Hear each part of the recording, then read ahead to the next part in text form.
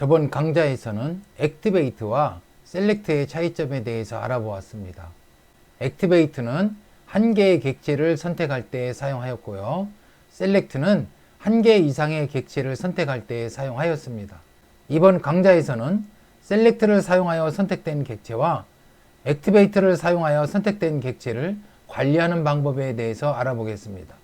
셀렉션은 셀렉트를 사용하여 선택된 객체를 의미합니다. 액티브 셀은 활성화된 셀입니다. 액티브 차트는 활성화된 차트입니다.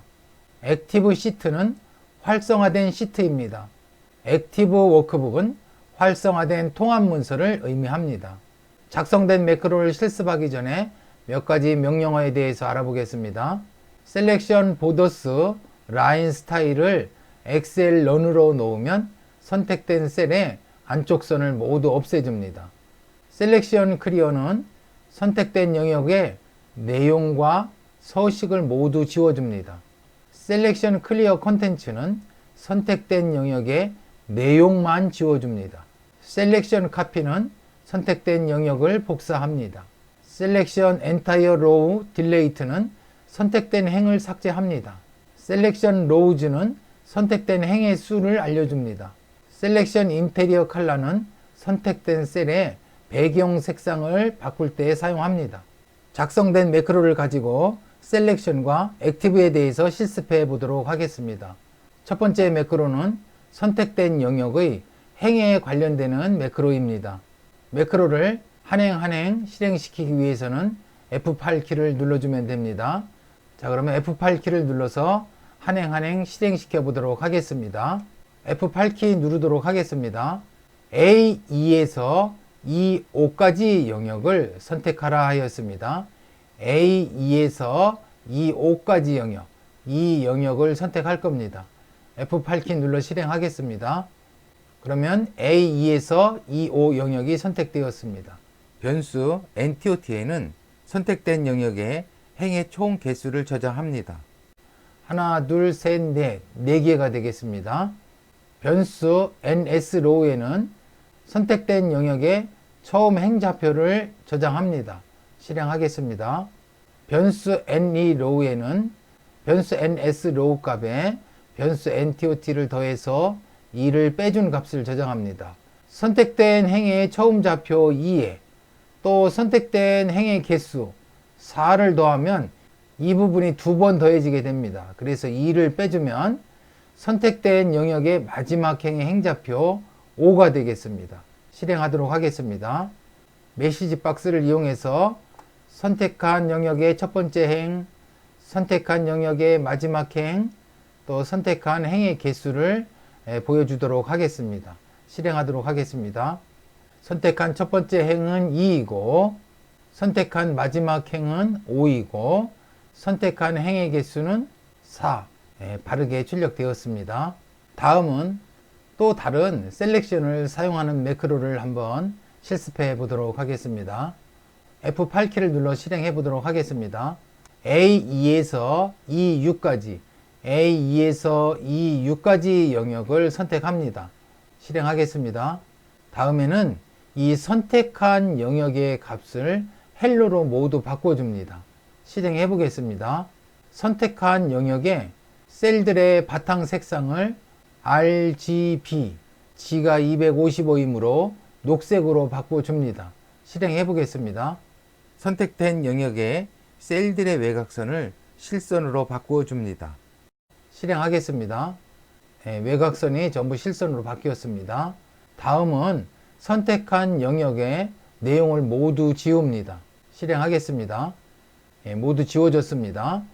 다음에는 선택된 영역의 셀들의 바탕 색상을 모두 지울 겁니다.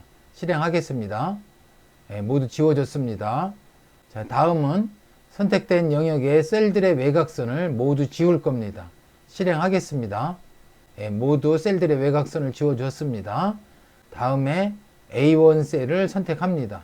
실행하겠습니다. A1 셀을 선택하였습니다. 자, 매크로 종료하겠습니다. 이곳에서 작성한 매크로는 다음과 같이 변경할 수 있습니다. with, and with 문을 사용해서 이 셀렉션을 모두 생략하였습니다. 이 매크로는 다시 다음과 같은 매크로로 바꾸어 줄 수 있습니다.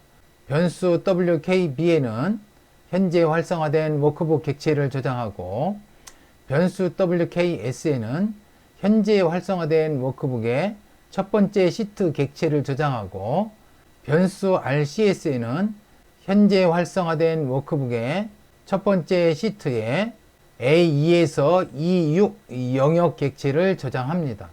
이 영역 객체에 여러 가지 값들이라든가 속성들을 바꾸어 주게 됩니다. 세 개의 매크로가 모두 똑같은 기능을 가지게 되는데요. 이 세 번째 매크로 작성법을 권장합니다. 이 첫 번째 매크로가 간단해 보이는데요.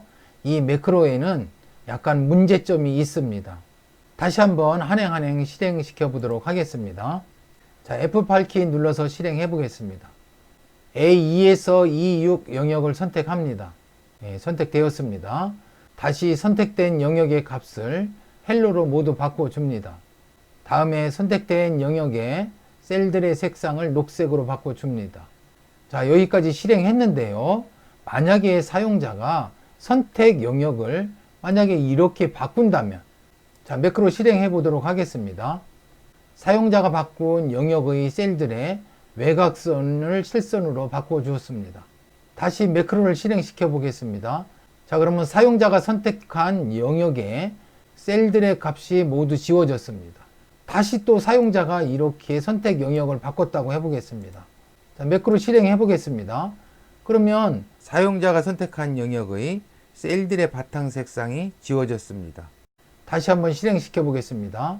사용자가 선택한 영역에 셀들의 외곽선이 바뀌었습니다. 자, 그러면 결과를 봤을 때 작성자가 의도했던 바와 다르게 사용자에 의해서 처리 결과가 의도치 않은 결과가 나오게 되었습니다.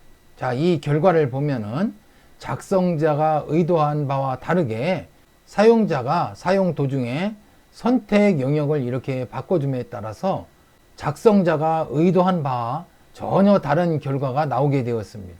자, 그렇기 때문에 이렇게 셀렉션을 사용하는 방법은 좋은 방법이라고 할 수 없겠습니다. 이곳에서와 같이 선택된 시트라든가 선택된 영역을 명확히 명시해 주고 명령들을 실행할 경우에는 이와 같이 사용자에 의해서 의도치 않은 결과는 나오지 않을 겁니다. 자, 그렇기 때문에 좀 복잡하지만 이와 같이 매크로를 작성하는 방법이 바람직하다고 볼 수 있겠습니다. 다음은 활성화된 객체, active.객체에 대해서 알아보도록 하겠습니다. 작성된 매크로를 실행하면서 한번 알아보도록 하겠습니다.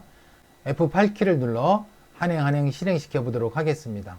첫 번째 시트를 선택하여라 했습니다. 지금 세 번째 시트가 선택되어 있는데요. 한번 실행시켜 보도록 하겠습니다. 첫 번째 시트가 선택되었습니다. A1에서 I36 영역을 선택하여라 했습니다. A1에서 I36 영역을 선택합니다. F8키 누르겠습니다. 선택되었습니다. 선택된 영역을 복사해라 하였습니다. 실행하겠습니다. 다음은 두 번째 시트를 선택하라 하였습니다.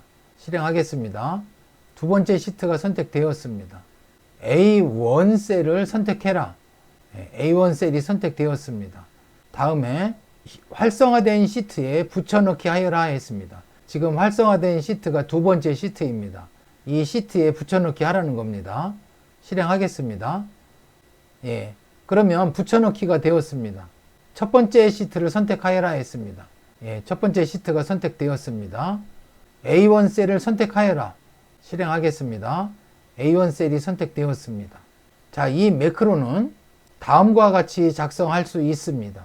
변수 WKB에는 현재 활성화된 워크북 객체를 저장하고, 변수 WKS1에는 현재 활성화된 워크북의 첫 번째 시트 객체를 저장합니다.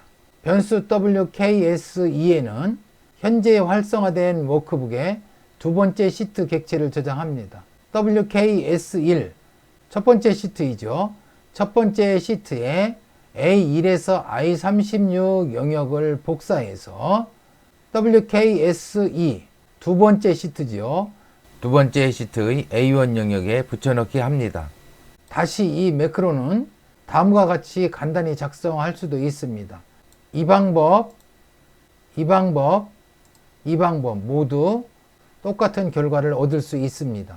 이 매크로를 보면 복사한 내용을 활성화된 시트, 액티브 시트에 붙여넣기 하여라 이렇게 했습니다. 매크로가 실행되는 도중에 사용자가 다른 시트를 선택해서 이 매크로가 의도되지 않은 결과가 나올 수도 있습니다.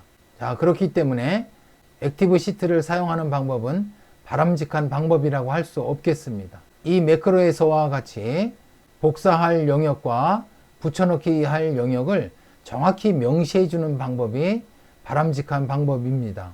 자, 여기도 똑같이 복사할 영역과 붙여넣기 할 영역을 명확히 해줬는데요. 이와 같은 방법을 권장합니다. 자, 액티브 시트를 사용하는 방법이 바람직한 방법이 아니라고 했습니다. 또한 이 매크로에서 보면은 첫 번째 시트를 선택하고 두 번째 시트를 선택하고 다시 첫 번째 시트를 선택하고 자, 이렇게 시트 간의 이동이 여러 번 이루어지게 됩니다. 어플리케이션 스크린 업데이팅을 true로 놓으면 매크로가 처리되는 과정을 모두 보여주게 됩니다. 또 어플리케이션 스크린 업데이팅을 false로 놓을 경우에는 처리되는 과정은 보여주지 않지만 매크로 실행 과정에서 내부적으로 시트 간의 이동이 많이 이루어지게 됩니다. 그렇기 때문에 처리 속도도 늦어지게 될 겁니다. 그렇기 때문에 이러한 방법은 바람직한 방법이 아니라고 볼 수 있겠습니다. 아래 매크로처럼 복사할 영역을 정확히 명시해주고 붙여넣기 할 영역을 정확히 명시해주는 이러한 방법이 바람직한 방법이라고 할 수 있겠습니다. 그러면 지금까지 설명한 내용들을 정리해서 한번 알아보도록 하겠습니다. 셀렉션이나 액티브는 꼭 필요한 경우가 아니라면 사용하지 않는 것이 좋겠습니다. 셀렉션을 사용하면 사용자가 선택 부분을 임의로 수정할 경우에 의도치 않은 결과를 초래할 수 있습니다. 또 액티브를 사용하면 사용자가 다른 워크시트를 클릭하거나 또는 다른 통합 문서를 열게 되면 역시 또 의도하지 않은 결과를 초래할 수 있습니다. 그렇기 때문에 셀렉션이나 액티브는 꼭 필요한 경우가 아니라면 사용을 권하지 않습니다. 셀렉트나 액티브도 꼭 필요한 경우가 아니면 사용하지 않으면 좋겠습니다. 어플리케이션 스크린 업데이팅을 true로 설정하면 처리하는 과정을 보여주기 때문에 처리 속도도 늦고 눈을 필요하기도 합니다. 어플리케이션 스크린 업데이팅을 false로 설정하더라도 처리 과정은 보여주지 않지만 시트를 오가며 작업을 하기 때문에 처리 속도가 늦어질 수 있습니다. 자, 그렇기 때문에 가능하면 셀렉트나 액티브를 필요한 경우가 아니라면 사용하지 않는 것이 좋겠습니다. 이번 강좌에서는 셀렉트를 사용하여 선택된 객체와 액티브를 사용하여 선택된 객체를 관리하는 방법에 대해서 알아보았습니다. 이 유튜브 영상 하단에 쌤매 아이콘을 클릭 후 동영상 탭을 클릭하시면 더 많은 영상을 보실 수 있습니다. 이번 강좌 실습 자료는 다음 사이트 엑셀 강좌 자료에서 다운받을 수 있습니다. 그러면 아래 구독 버튼 꾹 눌러주시고 다음 강좌에서 뵙겠습니다. 감사합니다.